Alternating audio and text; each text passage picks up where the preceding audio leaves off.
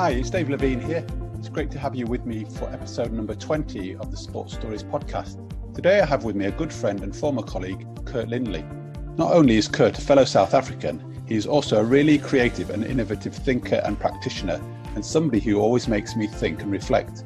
I'm really excited about sharing the conversation with you today, as I know you will take something really tangible from listening in. Kurt is very open about the highs and lows of his life and calls on all his experience to humbly want to help others. So let's not waste any more time and let me introduce founder of Be More L&D, an experienced developer of people, both in sport and outside of sport, Mr. Kurt Lindley. Kurt, it's really great to have you with me on the Sports Stories podcast today. Thanks for taking the time. I know you've got a lot going on at the moment, so I really appreciate and value your time today. The one thing I'm actually most excited about is that I'm talking to a fellow South African here, and this is something I've never had before on a podcast. So it's great to talk to a fellow South African, but also somebody that's also gone on a similar journey and has connections with South Africa as I do.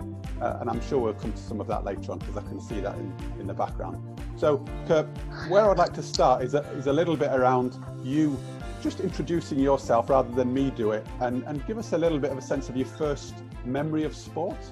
I'm Kurt, born in South Africa. I lived there until I was 6 years old, which is probably the point at which my most prevalent sports story occurred. So we'll come back to that. But yeah, I've spent 20 odd years working across sport, education, and business, more so in the last couple of years. I've had the privilege of working with yourself, Dave, and I have, when you talked about quotes earlier about things that stuck with you, I've got a couple that hang in my head that you have gifted me, so they might pop out as well.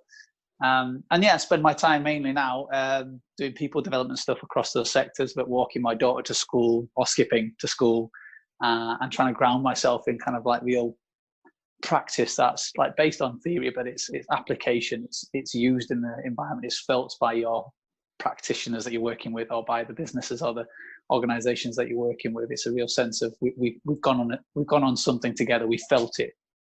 So yeah, that's kind of how I work in a nutshell. There's probably more to explore. So I was a relatively rotund child with the nickname Tank. So I was carrying. If you wanted to put me anywhere, I would definitely be a defender in football that could just block people's path because I was of size. But my first memory was actually, or big one that sticks with me, is if anybody knows it, it's the Comrades Ultramarathon. 87 kilometers. You race from Durban to Pietermaritzburg, or Pietermaritzburg to Durban, depending on the year. And I have this memory as a 6-year-old of watching a guy called Bruce Fordyce run that race, and being allowed by my parents, sillily, to enter into where everybody was running, and happened to run alongside Bruce. Now, he'll never remember this, but I've met him twice since, thankfully, and told him this story. But he gave me a biscuit from his pouch of food while he was running. If we fast forward, I have now run that race as an adult. And because I now reside in the UK, when you run the Comrades, you get to go in a special VIP area because you're an international athlete. And who happens to be there drinking a cup of tea during the expo? It's Bruce Fordyce. So I went over and said hi. We met when I was 6. Obviously, he never remembered it, but it's a story that stuck with me, and it actually helped me through that particular race, which might actually come up in this. And he tells a really funny story about how he kind of looked after himself during his races, which made me laugh, which was people would ask, how do you fuel? How do you eat whilst you're running such a long race? Now, again, that race starts at 6:30 in the morning. Now, he's a quick runner. He would have done it by lunchtime. So his answer was he has 3 or 4 cups of coffee in the morning, and he's home watching everybody else cross the line by lunchtime. Right. So all these things kind of like join together. So that's my first memory, and it's one that sticks with me, and it continues with me. Go on then. So tell me the little bit in between that memory of being introduced to the Comrades Marathon, and then obviously fast forwarding. There's been some stuff gone on in between to allow you to then run the race. Why did you run the race, or what's happened in between? Lots. So I'm a believer in the universe, and in the sense that the universe puts things in front of you, and it's not, things aren't planned out, and there's no decisions made. but things are put in front of you and it's up to you to decide. So you could say, well, I'm one of many people as a 6-year-old that would have met Bruce during that period. But you might not have then put the next stage together, which was actually a couple of years before I ran the Comrades. I ran the Two Oceans, which is another ultramarathon, 56 kilometers. So it's not as long. But Bruce was paid to be what they call a bus, which is one of the slower buses, which is actually running a certain pace that people would follow. And ironically, we crossed the line at a very similar time. So he happened to be actually just over the line as I crossed. And I went, and that was the first time I'd seen him as an adult. I didn't tell him the story then, but I've got a great picture of me standing on the winner's podium. I'm not a winner, alongside him, because he was in the VIP area and that's where he went. And I was kind of went over to see him. And I think, why did that happen? Well, maybe it was just a kind of a meant to be sort of situation. Now I could have run past him and he could have ignored me, or I could have said hello and said, is it possible to get a photo? Can we create this situation? So to then see him 2 or 3 years later during the Comrades, it was like, I need to go and see this guy and have another conversation with him. But how I got to the Comrades, well, I have a very traumatic thing that happened in my life, and it's my teacher now. So I lost my wife 5 years ago to cancer. She was diagnosed in 2009. And what I realized when she was diagnosed with cancer and her journey was that on a daily basis, this was a woman who was dealing with quite large amounts of pain that none of us could really envisage. We couldn't understand what 36 hours of an operation to remove a mass from your abdomen is like, and the recovery from that, and to be returning to hospital because of infections or having secondary operations for other things. I felt that I needed in some way to push my body to a point where it could go no further. Like, what was the edge of possible for the human body, for me, for Kurt, not for anybody else, because there are ultra people who run huge marathons, climb mountains, stay underwater for a long time, that sort of thing. I'm not trying to be those people. I'm trying to say, how far could Kurt Lindley's body go in terms of preparation for an event and running an event? So I chose to do these 2 ultramarathons. The Two Oceans was the first one. And it was more of I needed to try and understand what that felt like, that sense of being at the edge and then crossing that line and crossing over. And I will say, probably more so during the Comrades than the Two Oceans, the sense of euphoria. So I remember getting to 70 kilometers in that race and knowing that in my head, if I didn't change the way I looked at things, I was not going to finish that race. There was just not enough time to finish the race. Say a little bit more about how did it feel, and what did you change in your mind to get there in time? So I'd read the night before my cousin's kind of story of him running that race. So he's 6 months younger than me. And for whatever reason, he chose to write down how he felt about his running of the race, which was 2 or 3 years before. And he'd got to a similar distance, but I think he might have even got earlier, it might have been 50 kilometers. And he'd basically said to himself, he doesn't think he's going to finish. But what he did is he reframed it. And it was just so powerful the way he reframed it, because he said, well, I've never run this far before. So actually, I've achieved something. And then he said to himself something along the lines of, if I just take one more step, that's further than I've already run. And if I could just continue to take one more step, who knows how far I'll get? And I was like, well, okay, I need to stop thinking about finishing the race. I need just to say, can I put one step in front of the other? And that's pretty much what I did. I got to a point where I was hyperventilating. I couldn't breathe properly because of it. I was struggling to take on water. I was already overloaded with water. I was having to suck on ice. I was going to on the way, on the route, there are people with ice box just sitting watching the race. And I would go over to people in their gardens and grab blocks of ice out of their cooler boxes and just put it on my lips, because I couldn't drink water, but I needed to stay somehow like moist and hydrated. And I was just, right, just take one more step. Just take one more step. And I don't know, maybe 75 kilometers, I realized I could actually start to jog again. And I've written a blog about this, and I call it the last 7 kilometers. So I got to 80 kilometers, and mathematically it was possible that I would finish within the 12-hour window. And then I said to myself, well, if it's mathematically possible, like, it is possible. So stop the whole one more step and start considering possible. Like, don't be telling yourself this is a steep hill. So I had written on the inside of my arm a statement that said lightweight. Now, I think it's like a Rick Figneglio or something, like he's a bodybuilder guy who said this, but it was my personal trainer who's into that guy said, you need a positive affirmation when things are difficult. What will it be? So on one arm, I had my wife's name, and on the other arm, I had lightweight. So every time I got to a hill, I would just look at this statement and go, lightweight. And it would just help me up the hill. But yeah, I can ramble forever, mate. Sorry. No, but it's an amazing sort of experience to push yourself to the limit. Do you feel like that really did push you, and did you gain what you'd hoped to gain from that experience? Yeah. Yes. Honestly, it was absolutely amazing. To get to a point where you're about to give in, to get to that point where you're saying to yourself, I can't. It's, you're almost saying it's impossible. And you're weighing up, well, what do? Do I sit by the roadside and wait for somebody to pick me up? My family are going to be at the other end, waiting, worrying, concerned. Do I just keep running? Well, no, I can't because I'm hyperventilating, right? Well, I can walk. And it was just that. It was like, well, just keep going. Just take it one more step. And it was euphoric. It was like the highest of natural highs you could get. You were delirious, but you were on a high. I mean, your body's aching, but you were yet feeling some level of like, on another plane of thinking. And are these thoughts going through your mind as you're running, or were you really conscious of the decisions you were making? And Yeah. I mean, because there was one point where the 12-hour bus, which is the last bus that you need to follow, they call it a bus, it's a dude with a flag on his back, and there's lots of people behind him. It went past me.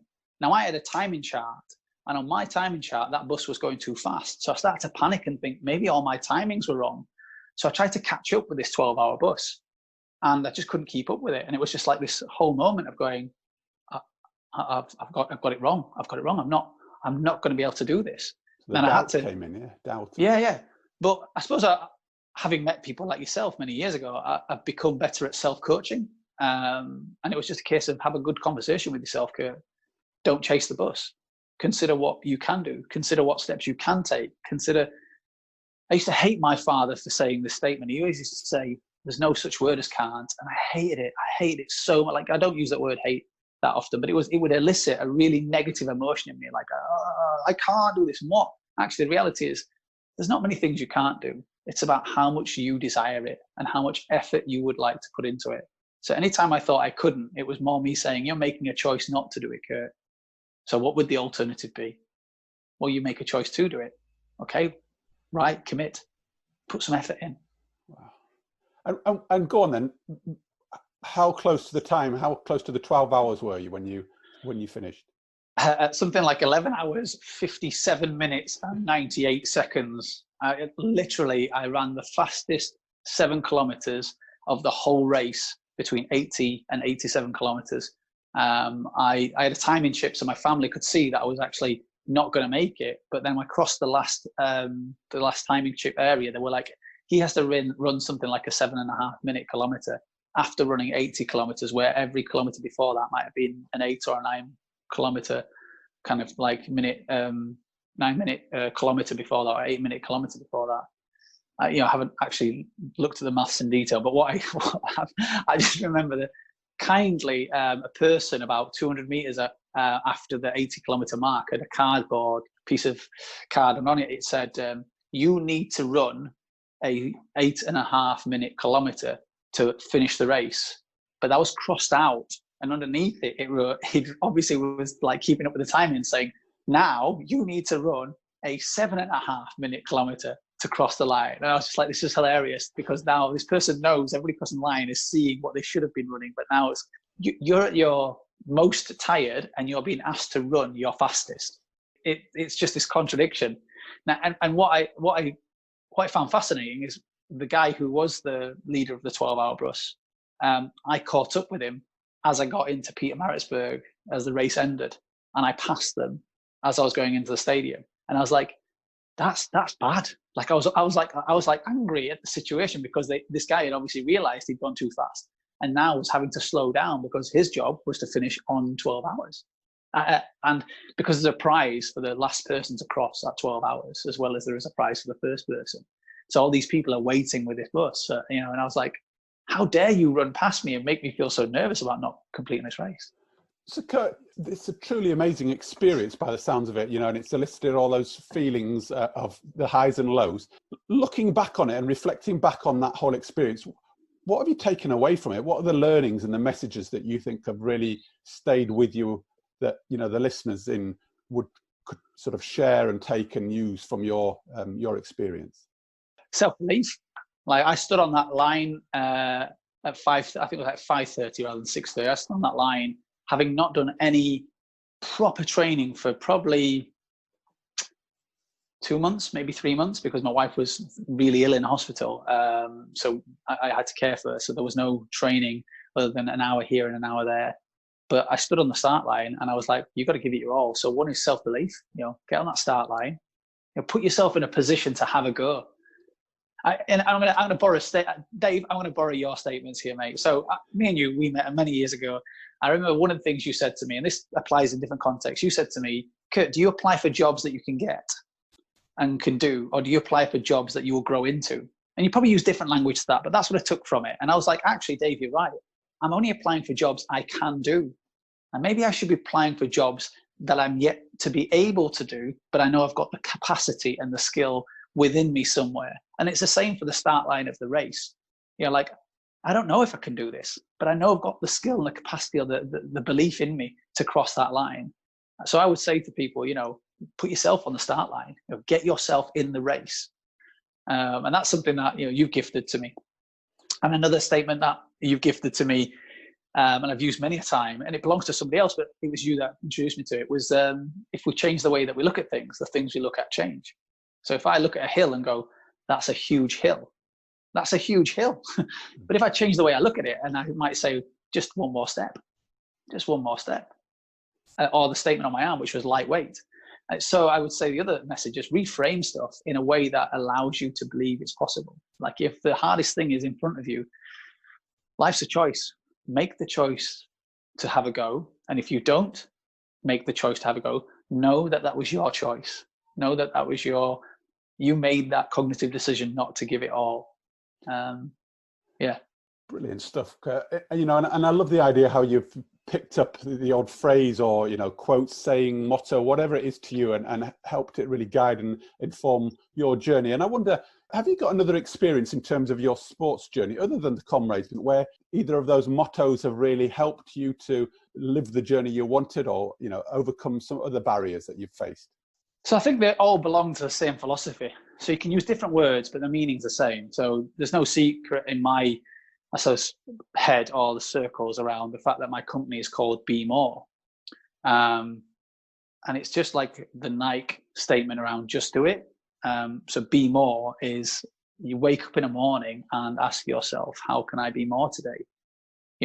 If you can ask yourself that every morning and try to be more, like, that's a choice. So this morning, simple thing, and I want to be fitter, right? I can run. My Be More is to be healthier. I will do a 10K this morning before I get on this call with you, and I will play with my daughter for 45 minutes before I get on this call with you, hence pushing the call backwards. So I think the mottos are around kind of like whichever motto you choose, they're often about, like, how can we be more, like, for ourselves or for other people, but how can we just be more? What would we say to people, though, who know the theory and have the mottos, but still can't quite get there? It is something about putting things into practice. Yeah. We've probably met many clients that are saying, like, you have the great conversation with clients in a mentoring or a coaching perspective, and they're nodding and they're saying, yes, I'm going to do these things. And then they go away and you meet them again in a week or 2 weeks or 3 weeks and nothing's changed. And that's the difference between, I suppose, where you've got model and theory and great conversation, but no action. And the action belongs to the individual, not the coach who's delivering any work with them or the mentor. And I would say, sometimes the person who's not moving forward is a hard conversation around, do you want it enough? Like, ask yourself, let me ask you, let me get to a position where you maybe don't even like me for asking you this question. And you don't want to contract me for any further work because this question scratched at the raw nature of who you are. And actually, you didn't really want to go there. You just thought you did, or you had a perception that it would be okay to just do a few little things and you'll be better. No, you need to ask yourself, how much do I want this? And if you don't want it enough, you're not going to make the change. And I think what can really help you with that is who's your team. Like, have a team of people that will exist around you that can be your guides in different ways. So no secret, me and you don't talk a huge amount over a 12-month period, but the fact that I've got your phone number in my phone means that you're in my team. And if I need guidance from you, I know exactly what guidance I require from you. And you perform a really specific role in that team. And so does maybe 5 or 10 other people who I look to for. That's the person I would have the challenging conversation with. That's the person I would have the conversation around, am I just spouting philosophy that has no relevance? And that's the person I'll have a conversation around the pragmatics of life. So I would say, find your team, and if you're brave enough, contract them. Like, have an honest conversation saying, you were in my team and this is what you're in my team for. Is that okay? When I call upon you, this is the type of conversations that I'm going to probably have with you, and I need you to not be all empathetic. I might just need you to be the role that I've asked you to be, which is the pusher, the challenger, the hard work, the whatever it is. But yeah, I think having a team is massive in this. I really like the idea, and it's one of my go-to exercises. I frame it your personal boardroom. Who's in your personal boardroom, and looking at the various attributes that you need around that table. Who's your finance director? Who might be your HR person? Who might be your well-being person, your personal trainer? So it covers all aspects. I really like the idea. You've looked at it, you put your words to it, which is brilliant. And I guess it changes over time, does it? Yeah, I would say. And that's why, I think I'd say to people, we've not met we don't know if we've met our best friend yet.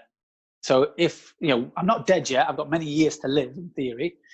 So I've got many people to meet. So if I have an open mind enough to go, I've not yet met my best friend, I'm more likely to meet some really, really healthy, awesome people who are going to help me at some point, rather than just sticking with, those are my mates from work, those are my mates from school, those are some people I've accidentally picked up along the way and we've connected. No, actually, if I look forward and go, how many more amazing people could I meet? And what guidance could I offer them and they offer me? And how could we create a really supportive sort of relationship? So I'd say year on year, I'm gathering is probably not the right word, but gathering more and more relationships that are really beneficial. Just in the last 12 months, I've met a couple of people who are just honest people who you can go, I've got this idea. Like, so recently I've had an idea for setting up a t-shirt company. And I asked for different people about the thoughts around it. And the responses that you get are really, really valuable, rather than it just being a conversation in your head. And it makes you go, okay, now I understand what a consumer or a HR director might think about this, or a finance director might think about this. So yeah, I think the boardroom evolves as you evolve. You need to continually keep adding people to it. And if you, like I say, I think committing to telling people that that's the role that they perform. I'm probably not the best at telling people. That's why I'm phoning you. You're in my boardroom. I think they know it, but I should probably maybe be a bit more overt about it. When did you pick up, Kurt, that was an important concept for you to really help you move forward? Because I'm thinking of those that are listening in here thinking, what gets me over the line to start thinking about these things in terms of a boardroom, or why would I need a boardroom? I'm wondering what it was the catalyst for you to think, actually, this is what's going to help me become a better version of myself. I think, again, so my wife teaches me every day. So, that one of her lessons was, you're not going to do this on your own. Like, there's no way, and not in a bad way, Kurt, you can't cope or you can't do it. I've got a 6-year-old, well, she was 2.5 at the time, you're not going to do this on your own. I was like, well, how do I manage this? You say, as you say, we're both from South Africa. Like, pretty much all my family are from South Africa. My father was born in Yorkshire and his family emigrated to South Africa. So it's not even like I've got like the one side of the family that live here. There are some family that are here. And it was like, right, well, I need to gather people who I can trust, who are kind, who are honest, who are authentic, who, will tell you what you need to hear, or will fill the fridge if there's nothing in it, or will ask you if you're okay, but ask you twice, because the first time you just say, yeah, but you don't mean yeah. And then I just translated that into kind of a world of business. I was made redundant, and it was a time where you could go, oh, woe is me. I've had all these awful things happen to me and I've lost my job. What do I do about it? Or I could say, well, okay, what adventures could be out there? And how do I take those adventures in a way that's safe? I gather people around me that will be advisors and just kind, I suppose, during that period. So yeah, it was, and that was probably, started obviously 5 years ago, but from a business context, I probably only really did it about 3.5, 4 years ago. So, but yeah. And you mentioned there about sort of redundancy and a few kind of difficult times. Are there any examples or times in your life that come to mind where you were struggling, and you can give us an experience as how did you turn yourself around? You have shared some ideas, but I'm just thinking any low patches where you thought, right, I've caught myself here and this is how I've overcome it to get kind of back on a level playing field or an even keel. Talking. Right. So I didn't see redundancy actually as a bad thing. I needed to make it my choice. So I'd interviewed for a job, and I was due to have a phone call from the CEO as to whether I'd got the job or not. And I wasn't sure if I actually wanted it after having had the interview. So I needed to make a decision before they made the call. And I remember being on a train journey to Edinburgh, and just saw the call coming in, knowing that this was going to be, Kurt, you've got the job or you haven't got the job. And I didn't take the call because I hadn't made a decision in my head. Yeah. I delivered a workshop up in Edinburgh, came away from it, and on the train on the way down, I needed to know that the call was going to come again. So I just made sure that I was ready for it. And I just made a decision in my head that actually redundancy was the best thing for me, because it was better to be Kurt moving into a space that he could grow within, even if it was without a job and had to set himself up as a consultant, than it was to go into an organization where I had to conform to a number of things that, just wouldn't have fit with me. Because I was in that like a multiplier effect of growth. I was just suddenly growing really quickly, and knew that if I'd have stayed in the organization, that would have halted. What questions did you ask yourself to come to that decision? Because that's not something that probably just happened on the train journey. Did you build up to that? That was just the catalyst or the point in time. How did you get there for those that might be in a similar place? It sounds cheesy, mate, but I just wanted to be happy. And I just could feel taking the job would give me security. It wouldn't give me happiness. I mean, it'd give you a great pension if you were to get to pension age. It would give you decent insurance if you died and your family would get a payout. It would give you decent holidays. There was all those things, but none of those things were saying to me, I'm going to be happy. None of those things were saying, you're going to drive into work every day going, I've got a wonderful job and I love where I work. It's a good job. It wasn't a bad job. It was just, I knew it was time for me to leave. And thankfully, at that period, redundancy packages weren't that bad. So it was like, take this leap of faith, not even a leap of faith. It was just take this step, because what's the worst that can happen? I could live at my mum's. Do you know what I mean? She's got a spare room. Like, I could lose everything and still have a roof over my head. So it's not, I just realized it wasn't a huge risk. I just had to make choices. I had to make choices, which is, so again, we'll go straight to the book recommendation you talked about. So I bought a book called How Much Is Enough straight away. And this text is about asking yourself the honest question around how much money do you need to live the lifestyle that you desire? And you have to be honest with yourself about that lifestyle. So if you desire a Rolls Royce, a 15-bedroom house with 14 toilets and, massive acreage, well, then you're going to live a different way to someone else who maybe is a little bit more like me, which is just need to pay the bills, pay the gas, electric. I don't need loads of assets. I need to look. So when you start looking at actually how much is enough, you realize that maybe you were earning more than you needed. So then you take the pressure off your shoulders around income generation and work out you only need X. And X is about supporting things like health and well-being as well as financial. So yes, you need to pay the mortgage, but you need to balance it with your well-being as a human being. So it's not just a financial measure here we're talking about actually you as a person. Yeah, okay. Well, it says how much is enough to live the good life. And when they look at the good life, there's like 6 or 7 attributes, and it's about physical activity, connection, community, social relationship, like finance and stuff like that. There's a number of things in there. They use different words, but it is that sort of 6 or 7 items. And it just made me realize that actually the job would have given me financial security, but it might not give me any of the other things. And actually to be redundant and to create a life around what my child needed at that time, and maybe what I needed as a growth person at that time, was probably more important, which might mean that I earn less money, which might mean that I dress less well. But actually, if I'm happier as a consequence, then it's the decision the right decision to make. And I wasn't silly. So for 3 months, I didn't have a job for 3 months. And you could say I was a consultant during that period, but in those 3 months, I met lots and lots of other consultants, and I was very strong with the questions I asked them. What's good about it? What's bad about it? What do you love? What do you dislike? What gives you anxiety? What keeps you up at night? When are you happiest? And I started to work out that actually most consultants live in a period of anxiety a lot of the time because they're wondering where the next piece of work comes from. Okay, so I don't want to be that person. How do I remove that anxiety? I do X or I do Y. I put a strategy in place.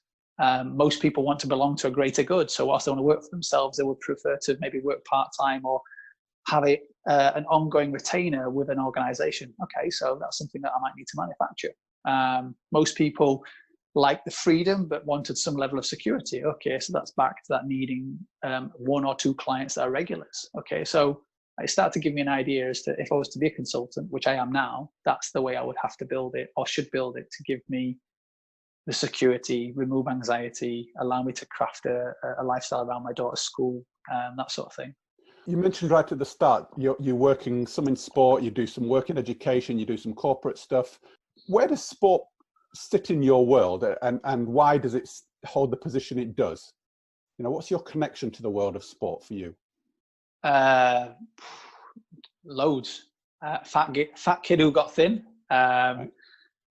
You know, it was just a way. I played team sports, and it didn't really work out for me because I couldn't work out why people weren't helping each other, and they were just playing for themselves. So I decided to start running because then it's all down to you, and it's a real teacher in a sense that I remember running across country at about age 14 or 15 and giving up. You know, I started walking halfway around. Worst thing I ever did. That stuck with me for years. And I was like, you chose not to cross the line in the way that you could have. So I think sport has connections, you know, around whether you agree with it or not. It's an old language, but it's muscular Christianity. And this idea around sport being builds the foundations for how to live our life in a society where rules exist. So if you can play a game within the rules, like a sporting game within the rules in a healthy way, you in theory should be a healthy participant within society. So you know, I've just been playing one touch outside with my daughter on the driveway, and we have some rules to the game. So if she breaks the rules, we can have a conversation about them. They're setting a precedent for her behavior within society.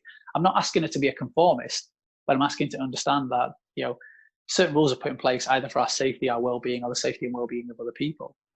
So I think sport has so many ways that it can guide. And then, you know, there's the performance side of things. You know, business are always looking at performance sport, assuming that they've got it nailed. And the reality is they haven't always got it nailed. So having that rich conversation between businesses and sports who've got this misperception of each other's success, and that sometimes we're just fumbling in the dark, but we're just fumbling better than other people. What message do you often take from your work within sport to your corporate business side of things? What message do you think transfers really well? So a key message that I keep trying to say is that, so if you look at an athlete who is an indoor, or let's say a runner, indoor and an outdoor season, so they peak twice a year, predominantly in the indoor season, the outdoor season. So they'll have a period of developmental phases, building themselves ready for that. Then they'll have this peak, and there'll be a volume and intensity in terms of work and output and what they're trying to achieve over that time. But then after that peak, they'll taper off, they'll have a rest period, and they'll go again. So if you looked at that on a graph, you would see 2 peaks with like a rising and a falling either side of it.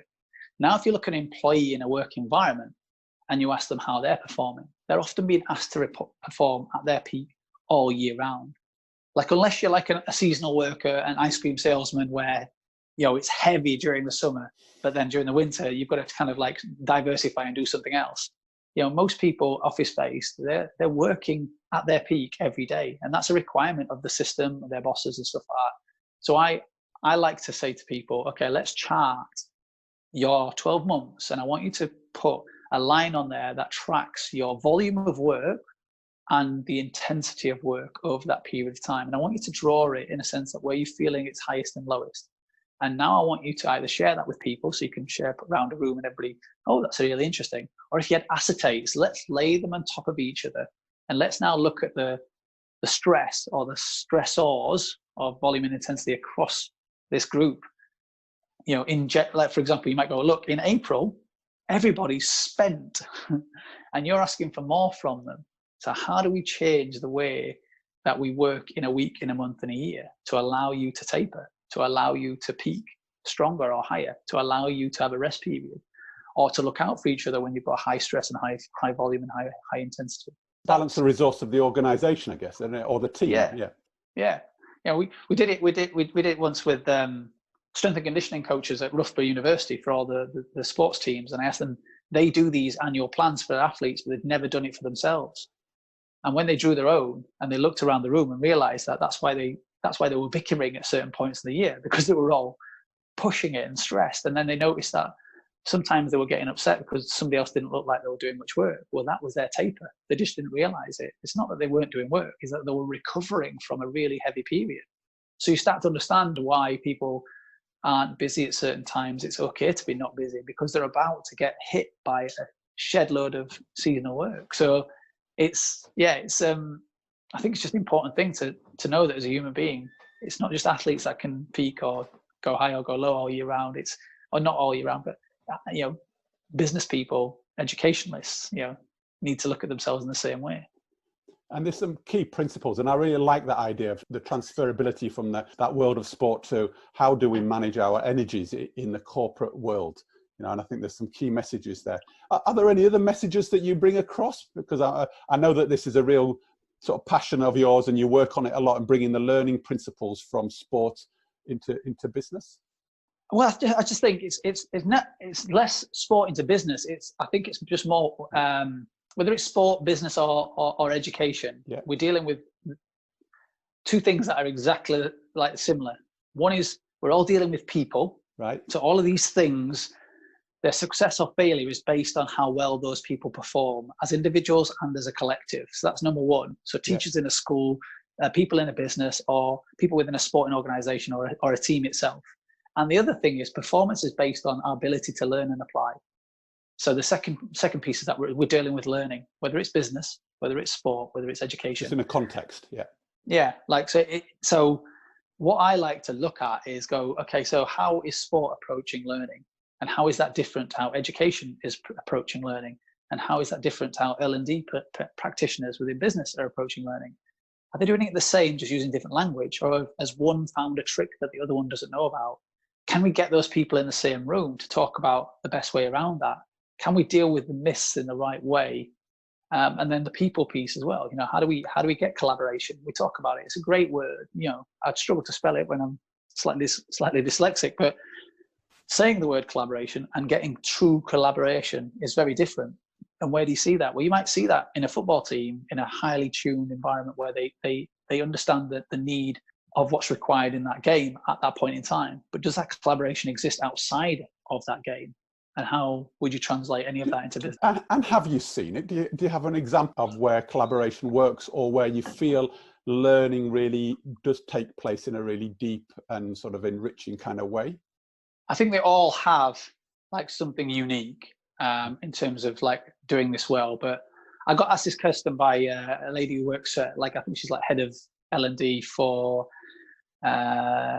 Acre, like an oil solutions company. And we were talking about Peter Senge, or Peter Senge's Fifth Discipline. Fifth Discipline, yeah. Yeah, the learning organization. And she just sort of said to me, what is a learning organization, and does one really exist? And I said, no, I don't think they do. And I said, I don't think these are endpoints. I think we're on journeys to be the best learning organization we can be. So I don't know if anybody's doing it exceptionally well. I think more we should all continue to ask ourselves to do it a little bit better. So I know, like in teams that I've worked in when I was employed, one of Peter's is about personal mastery. So I know there's times where I've been in teams where I didn't have any personal mastery. I wasn't getting better at anything or choosing to get better at anything. I was just doing a job. I was just pressing send on an email.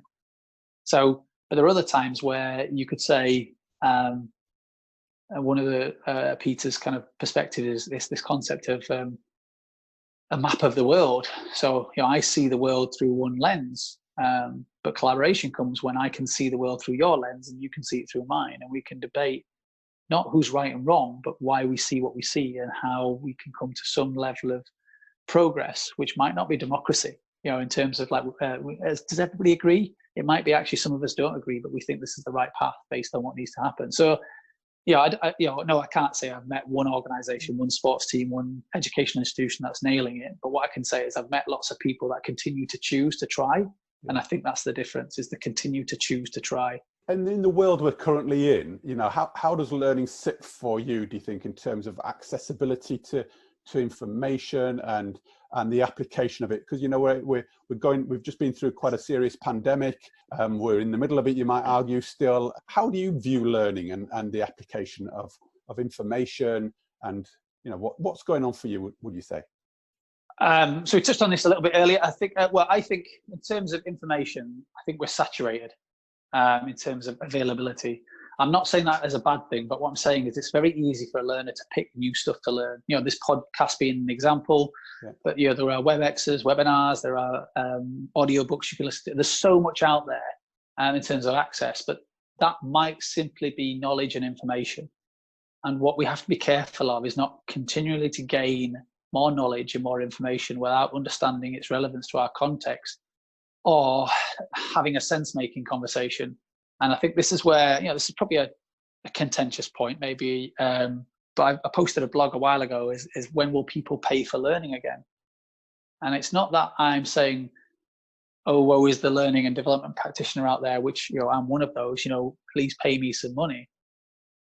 It's more, don't forget the value of the conversation with somebody who knows what they're talking about when it comes to understanding or sense making. And, if you continue to milk the free pail, at some point it'll run out, and that service you're after, that guidance might not exist, because the person that has been providing you with the free hour of conversation, or with the subtle guidance, or don't worry, I'll send you some stuff to look at, and they have to pay their mortgage at some point.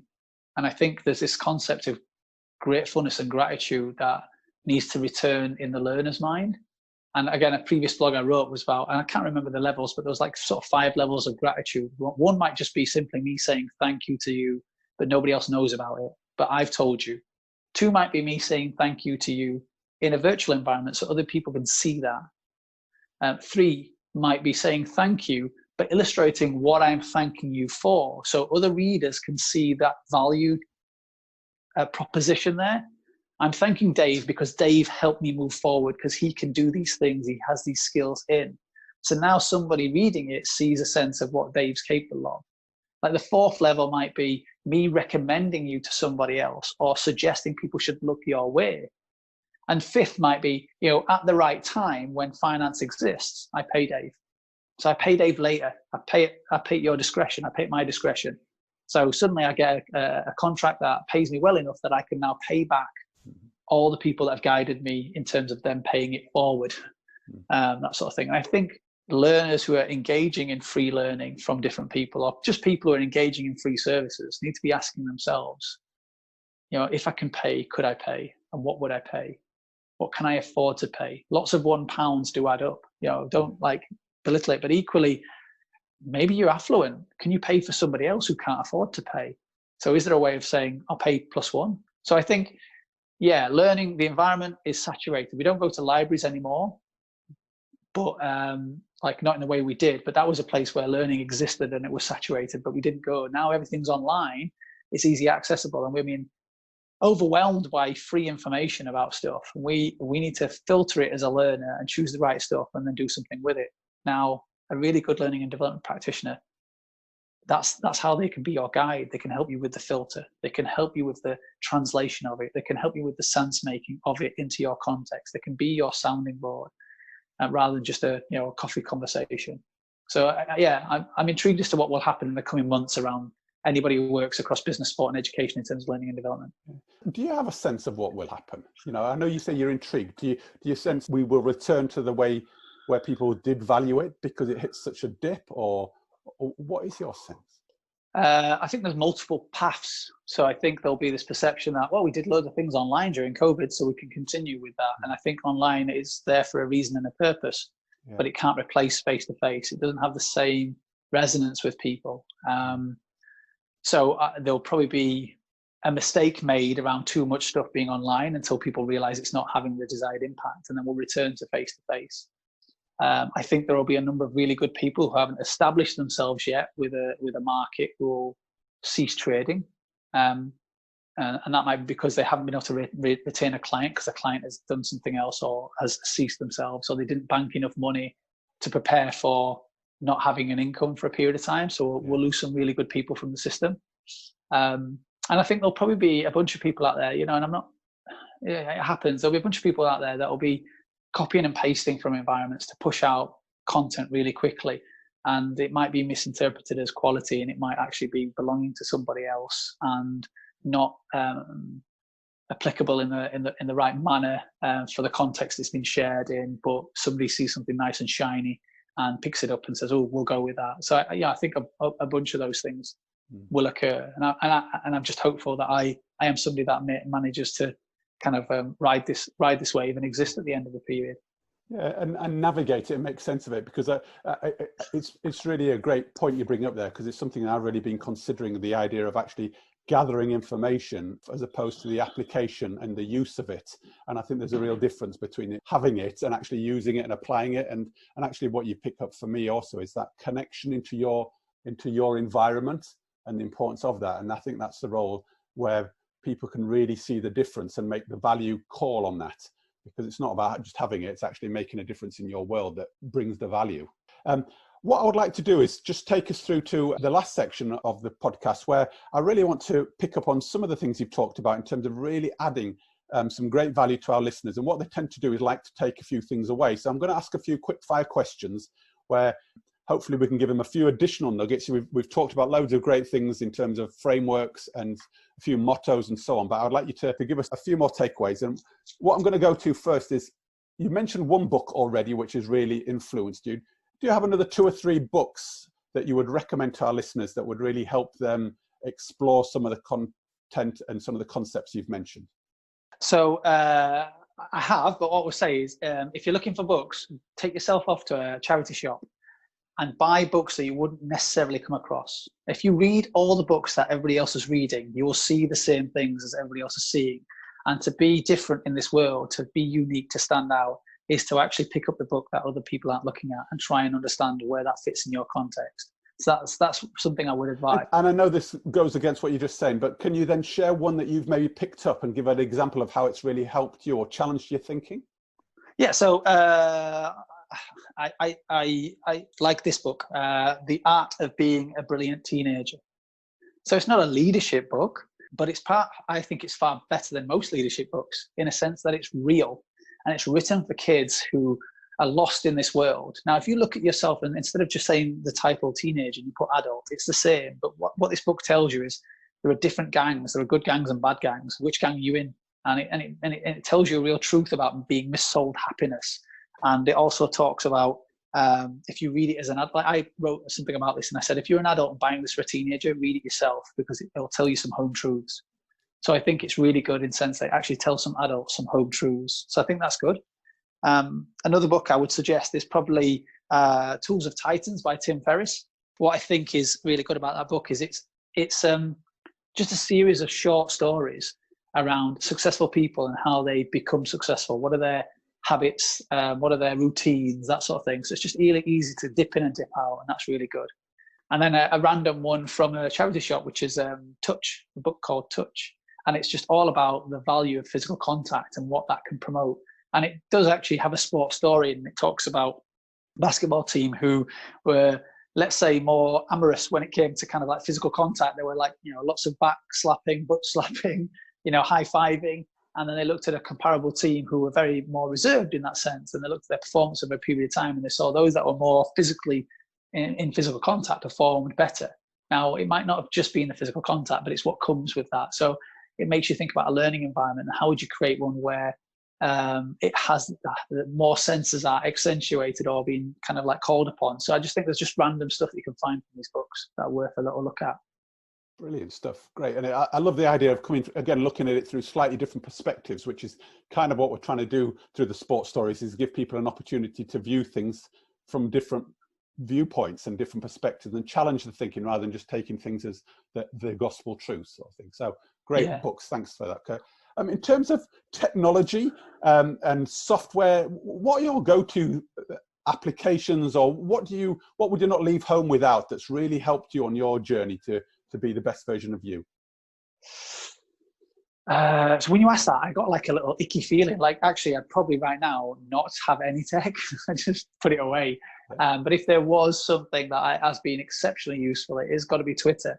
And it's not just following people. It's engaging in a conversation with people and then actually connecting with them either virtually or physically. So I'm kind of one where if I've connected with somebody on LinkedIn or Twitter, I want to have a phone call with you. I want to check out who you are. I want to understand who you are. So I'd say they're great places for learning and for connections and for finding your tribe, that sort of thing. So I'd say that. Oh, good, I like it. And given the work that you did around the Comrades Marathon and preparing yourself to be able to perform, and obviously it was a very difficult time of your life as well, how now do you prepare yourself mentally and physically to be the best version of Kurt, and also obviously looking after your young daughter?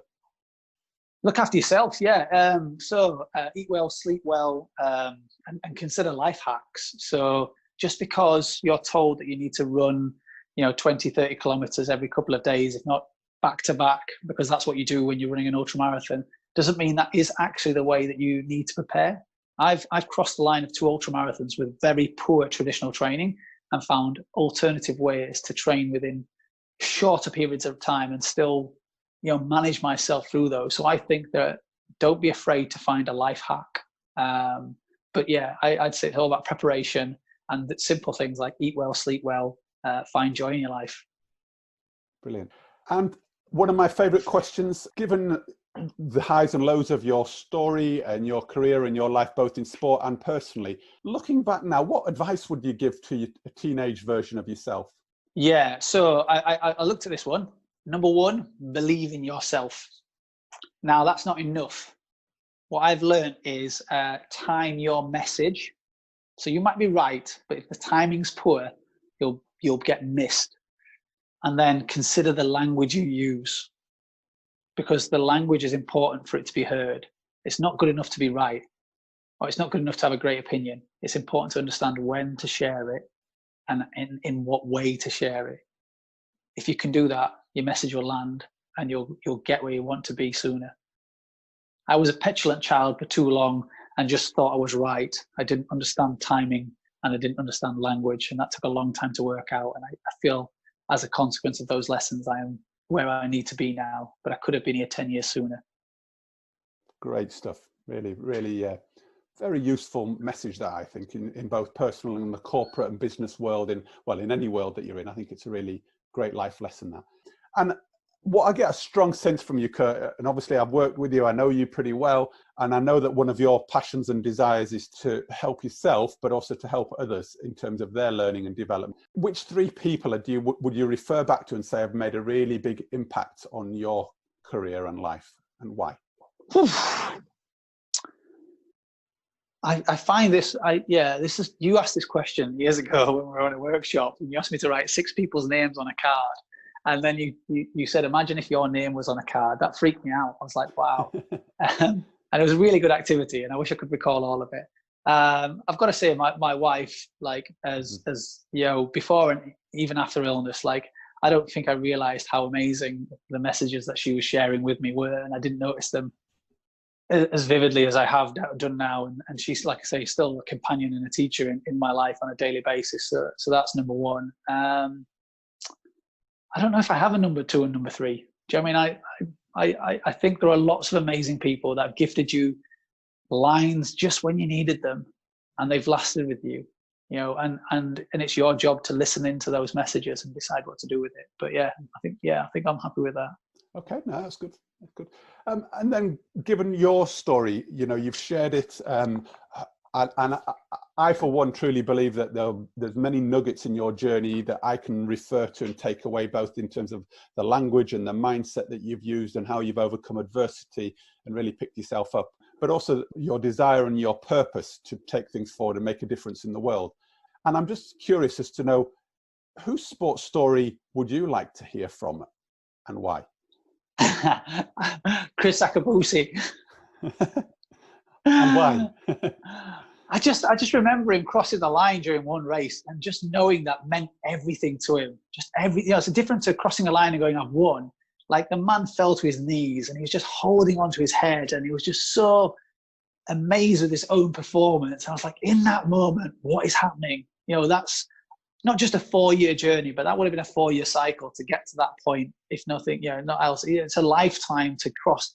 That people see a 40-second or a 10-second or a few minute race or even like a 10K, and they assume that, and it's not. It's hours and hours and hours of commitment, even when you're not motivated. So, someone of that ilk, just to, that would be amazing to just, because as a young person, seeing him do what he did, and for some reason I attached to his story. Don't know why, but I was just like, this man. I think I cried as a teenager watching him in some races. But yeah, it's a very strong image, though. Still, isn't it? It sticks with a lot of people that saw it back then. But I love your point there about actually the 10 seconds, or 20 seconds, or the minute that it takes to run the races that these people are in. It takes hours and hours and weeks and years of preparation and blood, sweat and tears. And I just think it's a really strong message, that the hard work that goes into these things. But just to hear the hard work that he did put in and what it looked like and how he came through, it just sounded like a really interesting story to pull out. So thank you for that. And Kurt, it just leads me to really sort of say thank you for sharing your journey. I've heard parts of this story before. I've learned loads more about you today than I've known before. And I just feel and sense your passion and desire to really help individuals move forward. And I think some of the clarity in your messages has been really, really key. And your vulnerability and your openness in sharing both the highs and the euphoria of running those marathons and putting yourself through the pain, through some of the lows in your life as well, and how you've really take those lessons actually out of it to steer you and guide you and make the connections going forward. So thanks for sharing all of that. I do also wish you good luck in where you take this on next. And I'm, for one, would love to be part of that journey or hear how it goes, because I'm sure there's still a lot more to offer going forward. Like you said, we're not dead yet. We've got a lot to offer. Let's go out there, enjoy it. And I get a good sense of that from you. So good luck with that. Should anybody of listening in wish to find out a little bit more about what you're doing, how you're doing it, how might they be able to make contact with you? Just like Twitter's the easiest thing, @coach_developer. And honestly, just say hello. Like, I love meeting new people and conversations. Like, it doesn't have to lead to anything other than that one sort of like moment of like, I met a new cool person. I've listened into their story and they're shared into mine. And I would say, there's this whole thing around people trying to find their purpose. And I've worked really hard to figure out what mine is. And sometimes I'm still not sure. But what I've realized is that if I can continue to be of value to people, then I don't have to worry so much about my purpose. So, if you contact me, don't think it's a burden on me. I think you're making me feel valuable. So, get in touch, do it. You put yourself in places to be found is one of your strap lines, which I often listen to and hear. So once again, thanks again for sharing that. They've got your Twitter details. What I'll do is I'll make sure I put those contact details on the show notes attached to the podcast as well. But other than that, Kurt, thanks ever so much. Keep in touch, and let's have you back on the Sports Stories podcast in the future for part 2. How does that sound? Brilliant, mate. And thank you very much for asking some good questions and for choosing to do this. It's a brilliant thing, mate. So I'm pleased to have been part of it. But it's been lovely to kind of listen to you and ask these questions. You have these questions asked of me, so I appreciate that. Great stuff. Well, thanks again, Kurt. Take care and see you soon. So there we have it. A very interesting, honest and thought-provoking conversation. For me, Kurt didn't disappoint with the openness of his stories and experiences, especially the ultramarathons. But he also really delivered a number of fantastic quotes and questions to make us think. I particularly like the saying, put yourself on the start line and get in the race. This is such a positive affirmation, and I like the positive nature and the way in which it encourages us to make the most of our personal potential. The other saying, amongst many that he shared, which I really liked, was, you're not going to do this alone. I really have come to recognize within me it is being honest with what you can do and what you can't do, and asking for help and support is a real strength, a strength that should be encouraged and nurtured. This leads me to pose a couple of questions, which I hope help you consider how you turn up and perform in the world. This also plays to Kurt's mantra of be more each day. So the two questions I pose are, when are your peak work times in your year, and when and how do you rest and recover to be at your best? This works with some of the key principles of performance sport and planning, and when to peak and when to taper. The second question is, how do you frame and how could you reframe the way you look at things to help you be the best and productive version of yourself? As always, I'd love to hear your thoughts on the questions. You can contact me via the website at www.sportstories247.com.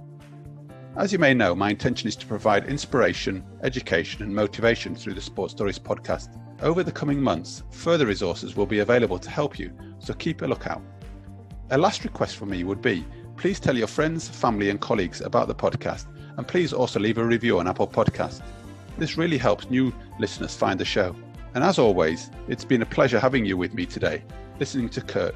Take a look at the show notes for some of the quotes, sayings and recommendations. Enjoy your week, and I look forward to you being with me, Dave Levine, again next week for another great Sports Stories podcast.